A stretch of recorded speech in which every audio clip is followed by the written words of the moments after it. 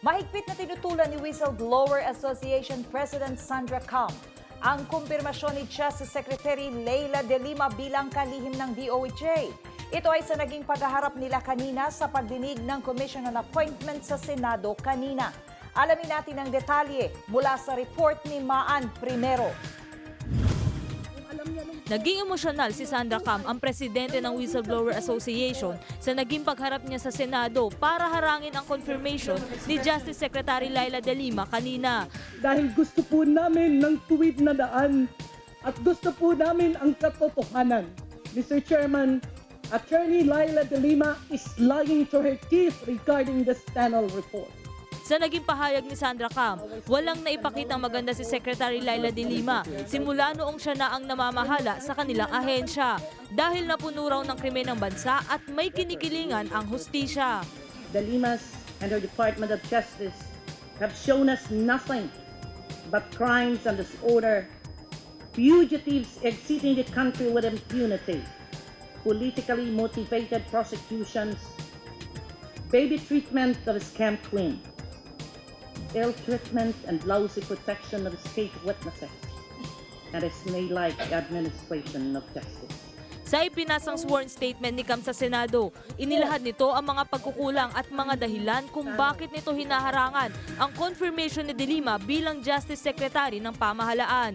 Kabilang dito ang pagiging incompetent ni De Lima sa paghawak nito sa ilang mga kaso niya, sa pagiging manager ng Commission on Human Rights at sa pagbibigay hustisya sa media killings. Maging ang paghawak umano nito sa kaso ng umano'y pork barrel scam queen na si Janet Lim Napoles ay bias at may kinikilingan. Itinanggi naman ni De Lima ang mga naging paratang ni Sandra Cam na incompetent siya. Sinagot niya ang bawat akusasyon ni Sandra Cam. Pahayag ni De Lima, bigyan sila ng pagkakataon na tapusin ang kanilang mga trabaho bago sila husgahan.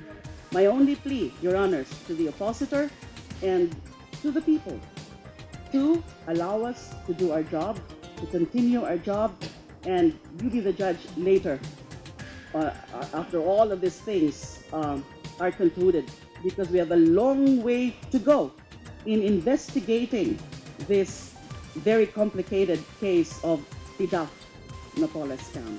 Yan po, kaya ako po nandito dahil inilalaban ko po ang kasamahan kong mga whistleblowers. Hindi po ako papayag, Mr. Chairman, na gawin kaming tanga-tangahan because we risk our life here. Ikinagulat daw ni De Lima ang naging mga paratang ni Cam sa kanya dahil naging magkaibigan sila noon. Ayon pa sa kalihim, wala siyang magagawa para ipilit na papaniwalain si Cam sa kanyang mga sinasabi. It's regrettable that I think no matter what I say here, I can never convince the oppositor, Sandra Cam. She used to be a friend, by the way. I consider her to be a friend.